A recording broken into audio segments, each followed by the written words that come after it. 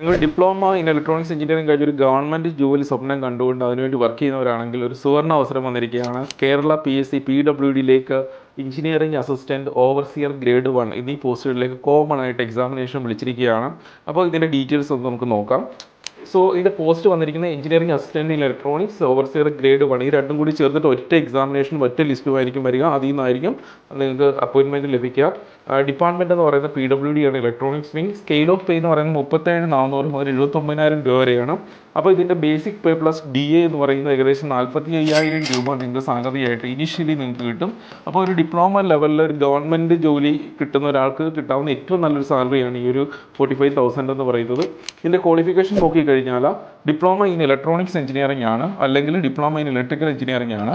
ഇതിൽ diploma in electronics engineering എന്ന് പറയുമ്പോൾ അതുമായിട്ട് അലൈഡ് ആയിട്ട് വരുന്ന എല്ലാ ബ്രാഞ്ചസ്, അല്ലെങ്കിൽ കമ്മ്യൂണിക്കേഷൻ ആണെങ്കിലും റേഡിയോ എഞ്ചിനീയറിംഗ് ആണെങ്കിലും ഇതെല്ലാവർക്കും നിങ്ങൾക്ക് അപ്ലൈ ചെയ്യാം. പക്ഷേ ഇലക്ട്രിക്കൽ എഞ്ചിനീയറിംഗ് പറയുമ്പോൾ അവിടെ കണ്ടീഷൻ പറയുന്നുണ്ട്, നിങ്ങൾ റേഡിയോ എഞ്ചിനീയറിംഗുമായിട്ട് റിലേറ്റുള്ള സബ്ജക്റ്റുകൾ അല്ലെങ്കിൽ കമ്മ്യൂണിക്കേഷനുമായിട്ട് ബന്ധപ്പെട്ട സബ്ജക്റ്റുകൾ നിങ്ങൾ പഠിച്ചിരിക്കണം ഓപ്ഷണലായിട്ട്. അപ്പോൾ അങ്ങനെയാണെങ്കിൽ മാത്രമാണ് ഇലക്ട്രിക്കലുകാർക്ക് അപ്ലൈ ചെയ്യാൻ പറ്റുക. അപ്പോൾ എല്ലാ ഇലക്ട്രോണിക്സുകാർക്കും ഈ ഒരു പോസ്റ്റിലേക്ക് അപ്ലൈ ചെയ്യാൻ വേണ്ടി കഴിയും. ഇതിൻ്റെ വേക്കൻസീസ് നിർണ്ണയിക്കപ്പെട്ടിട്ടില്ല, ആൻറ്റിസിപ്പേറ്റഡ് ആണ്.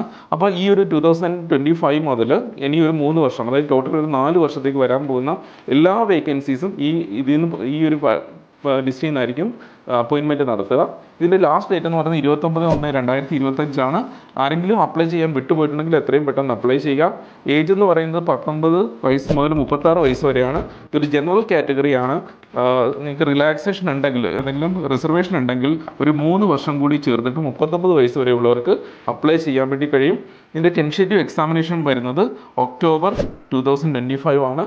അപ്പോൾ ഇതിൻ്റെ ഡേറ്റ് ഓഫ് ഇതിൻ്റെ പബ്ലിക്കേഷൻ അല്ലെങ്കിൽ ഇതിൻ്റെ നോട്ടിഫിക്കേഷൻ വന്ന് ഒരു 6 മുതൽ 8 മാസം വരെ, അല്ലെങ്കിൽ ചിലപ്പോൾ 1 വർഷം വരെ പോകാറുണ്ട്. അത്രയും ഡ്യൂറേഷൻ എടുത്തിട്ടാണ് എക്സാമിനേഷൻ വരിക. അപ്പോൾ നിങ്ങൾ ഇപ്പോൾ തന്നെ ഇത് സ്റ്റാർട്ട് ചെയ്യുക, അപ്ലൈ ചെയ്യുക. റിലയൻറ്റ് അക്കാദമി ക്ലാസ്സസ് സ്റ്റാർട്ട് ചെയ്തിരിക്കുകയാണ്. ഓൺലൈൻ റെക്കോർഡഡ് മോഡിലാണ് ക്ലാസ്സസ് വന്നിരിക്കുന്നത്. അപ്പോൾ നിങ്ങളിപ്പോൾ എവിടെയെങ്കിലും വർക്ക് ചെയ്യുകയോ അല്ലെങ്കിൽ പഠിക്കുകയോ ചെയ്യുന്നവരാണെങ്കിൽ നിങ്ങൾക്ക് പാരലായിട്ട് ഈ ക്ലാസ് അറ്റൻഡ് ചെയ്യാവുന്നതാണ്. നമ്മൾ ഈ ക്ലാസ്സസിൻ്റെ കൂടെ തന്നെ കംപ്ലീറ്റ് മെറ്റീരിയൽ പ്രൊവൈഡ് ചെയ്യുന്നുണ്ട്.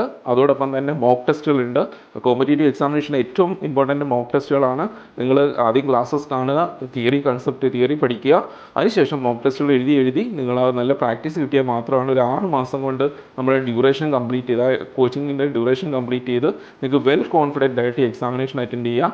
അങ്ങനെയാണെങ്കിൽ നിങ്ങൾ എക്സാം എഴുതുമ്പോൾ തന്നെ നിങ്ങൾക്ക് റാങ്ക് ഉറപ്പിക്കാനും നിങ്ങൾ ഗവൺമെൻറ് ജോലി എന്നുള്ളത് നിങ്ങളുടെ സ്വപ്നം സാക്ഷാത്കരിക്കാനും സാധിക്കും. അപ്പം സീരിയസ് ആയിട്ട് ഇത് പ്രിപ്പയർ ചെയ്യുന്ന എല്ലാവർക്കും ഈ ഒരു ജോലി കിട്ടട്ടെ എന്ന് ആശംസിക്കുന്നു. Thank you.